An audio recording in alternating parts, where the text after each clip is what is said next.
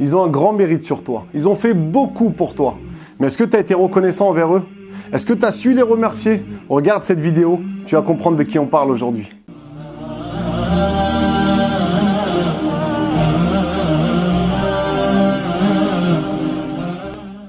Alhamdulillah, wa salatu wa salamu ala rasoulillah. On raconte que par le passé, il y avait un peuple d'Arabes qui vivait dans le désert. Et parmi ces gens, il y avait un homme qui avait encore sa mère qui était très âgée. Il n'y avait que lui pour s'occuper d'elle. Elle était tellement vieille qu'elle oubliait beaucoup, elle avait souvent des pertes de mémoire. Et lui, ça le dérangeait, ça l'énervait. Il ne faisait pas preuve de patience avec sa mère. Et un jour, son peuple, à cet homme, a décidé de voyager vers une autre terre, de déménager ailleurs. Lorsqu'il a appris la nouvelle, cet homme est parti voir sa femme et lui a dit « Écoute, demain on va voyager avec le peuple, abandonne ma mère avec de l'eau, des provisions pour que quelqu'un vienne nous débarrasser d'elle ou qu'elle meure. » Véritablement, cette femme a exécuté l'ordre de son mari, elle a fait ce qu'il lui a demandé de faire, mais elle a rajouté quelque chose d'étonnant. Elle a abandonné sa belle-mère comme il lui a dit de faire et elle a laissé avec elle son fils d'1 an que son mari aimait tant.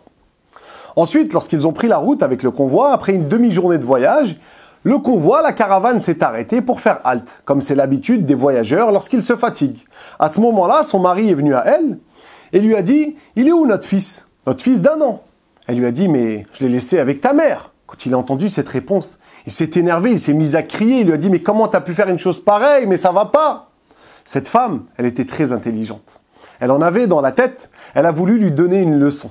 Elle lui a dit « J'ai fait ça, je l'ai laissé. Parce que demain, il pourra t'abandonner, tout comme toi, aujourd'hui, tu as abandonné ta propre mère. » L'homme, lorsqu'il a entendu cette réponse, il n'a pas su quoi dire, il est resté bouche bée. Il venait de prendre conscience de ce qu'il avait fait. Immédiatement, il est monté sur son cheval et il est parti retrouver sa mère à l'endroit où il l'avait abandonnée avant qu'il ne lui arrive quelque chose de grave. Lorsqu'il est arrivé sur place, il a trouvé sa mère en train d'enlacer son fils et autour d'elle, il y avait des loups qui essayaient de l'attaquer. Elle leur jetait des pierres pour les chasser, pour se défendre et elle leur disait « Partez, allez-vous-en, c'est mon petit-fils !» Regarde comment elle l'aime, comment elle l'aimait, comme elle aimait son petit-fils et également son fils. L'homme, quand il a vu ça, il est immédiatement intervenu, il a réussi à chasser les loups. Ensuite, il a pris sa mère dans ses bras, il l'a embrassée, il lui a demandé pardon et il s'est mis à pleurer. Il venait de prendre conscience de la grave erreur qu'il avait pu faire. Et depuis ce jour-là, il s'est occupé de sa mère avec le plus grand soin comme il ne l'avait jamais fait. Il la faisait passer avant tout le monde et lui montrait un grand respect. La morale de cette histoire, c'est que tes parents resteront toujours tes parents quoi qu'il en soit. Et si tu agis en mal envers eux, si tu es mauvais avec eux, t'étonne pas demain d'avoir des enfants qui seront aussi mauvais avec toi. Le prophète sallallahu alayhi wa sallam a dit « Barru aba'akum tabarrakum abna'ukum » C'est-à-dire que souvent, quand tu es bienfaisant avec tes parents, tu retrouves des enfants bienfaisants. Par contre, si tu étais mauvais, si tu as mal agi, tu as vexé tes parents, tu leur as causé du tort, tu les as blessés, tu n'as pas pris de leurs nouvelles, tu t'attends à quoi demain? Déjà, quelle image tu vas donner autour de toi? Et même si Allah ne t'éprouve pas avec tes propres enfants, dans tous les cas, tu devras payer. Tu devras rendre des comptes au jour dernier pour ces mauvais agissements avec tes parents.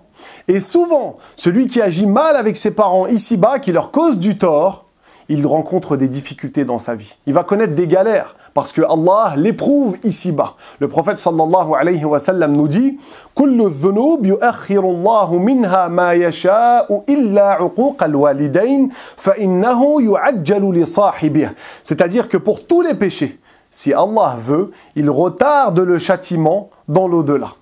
Par contre, pour le péché de al-uquq, c'est-à-dire nuire gravement à ses parents, Allah fait parvenir une difficulté, un châtiment ici-bas. Et ça, c'est ce qu'on voit beaucoup. Beaucoup de gens qui agissent en mal avec leurs parents rencontrent des difficultés, des problèmes ici-bas dans leur vie au quotidien. Tes parents, c'est des gens qui ont énormément fourni pour toi. Ils se sont fatigués pour toi. Ta mère t'a porté 9 mois dans son ventre et elle en a souffert. Allah dit dans sourate Al-Ahqaf, حملته أمه كرها ووضعته كرها. Sa mère l'a péniblement porté et accouché. Ensuite, tes parents ont énormément pris soin de toi. Ils se sont occupés de toi avec soin. Ils t'ont nourri, ils t'ont logé, ils t'ont habillé, ils ont dépensé pour toi. Lorsque tu étais malade, ils veillaient la nuit pour toi. Ensuite, quand tu as pris de l'âge, ils ont continué à s'inquiéter pour toi. Jusqu'à aujourd'hui, ils te veulent toujours le bien. Tes parents t'aiment énormément et tu te dois d'être reconnaissant envers tes parents. Et si tu as oublié toutes ces choses qu'ils ont pu faire pour toi, sache une chose, c'est que tu t'en rendras compte, tu vas t'en rappeler quand tu vas vivre cela, quand tu vas te retrouver à leur place, quand tu auras tes propres enfants. Nos parents, même s'ils ont des défauts, car ils ne sont pas parfaits, et nous-mêmes on a des défauts, nous ne sommes pas des prophètes, c'est des gens qui ont beaucoup de mérite sur nous et on se doit de ne jamais oublier ça.